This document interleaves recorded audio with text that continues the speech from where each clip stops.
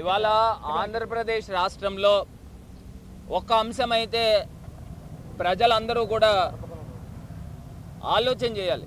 ఇవాళ spurious liquor అనేది illegal illicit మద్యం అనేది రాష్ట్ర వ్యాప్తంగా వెచ్చలవిడిగా అమ్ముతా ఉన్నారనేది రాజమండ్రి కేంద్రంగా రాజమహేంద్రవరం తెలుగుదేశం పార్టీ సిటీ అధ్యక్షుడు నేరుగా లిక్కర్ సిండికేట్ మీటింగ్ ఉంది.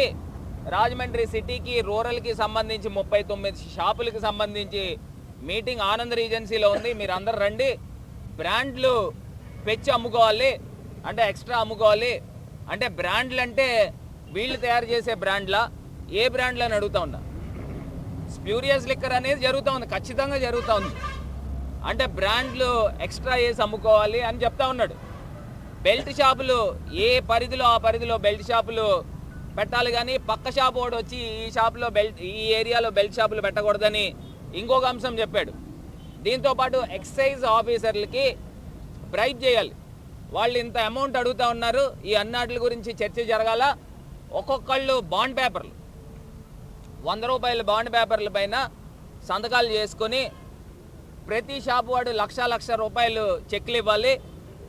దీనికి ఒక బైలాస్ అంటున్నాడు. మళ్ళీ ఇదేదో ఒక సాఫ్ట్వేర్ ఇండస్ట్రీ కంపెనీ పెట్టినట్టో లేకపోతే ఏదైనా పెద్ద కంపెనీ పెట్టి ప్రైవేట్ లిమిటెడ్ కంపెనీ పెట్టినట్టు ఒక బైలాస్ రాసుకోవాలి సొసైటీ కిందన.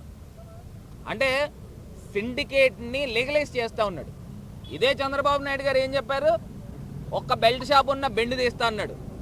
మీరు రాష్ట్ర అధ్యక్షుడు తెలుగుదేశం పార్టీకి రాజమండ్రి నగర అధ్యక్షుడిని ఎందుకు సస్పెండ్ చేయలేదని అడుగుతా ఉన్నా. మళ్ళీ ఇప్పుడు ఎమ్మెల్యే చెప్తా ఉన్నాడు, Telugu Desam party Rajahmundry city MLA EVM MLA చెప్తా ఉన్నాడు, శుద్ధపూస మాటలు చెప్తా ఉన్నాడు. నాకేం సంబంధం లేదు లిక్కర్ షాపులతో, ఇది ఏ మోడిఫికేషను.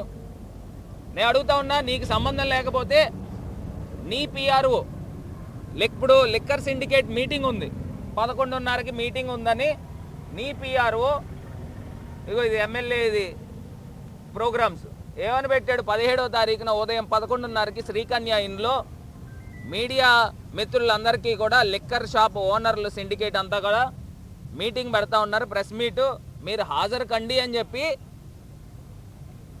ఎమ్మెల్యే పిఆర్ఓ పెడతా ఉన్నాడు. అంటే దీనికి అర్థం ఏంటండి? నేను అడుగుతా ఉన్నా, ఎమ్మెల్యే పిఆర్ఓకి లిక్కర్ సిండికేట్కి ఏం సంబంధం? అంటే ఎమ్మెల్యే పిఆర్ఓ లిక్కర్ సిండికేట్కి ఇద్దరికి ఒకటే పిఆర్ఓనా, లేకపోతే ఎమ్మెల్యే ఆఫీసే లిక్కర్ సిండికేట్ ఆఫీసా?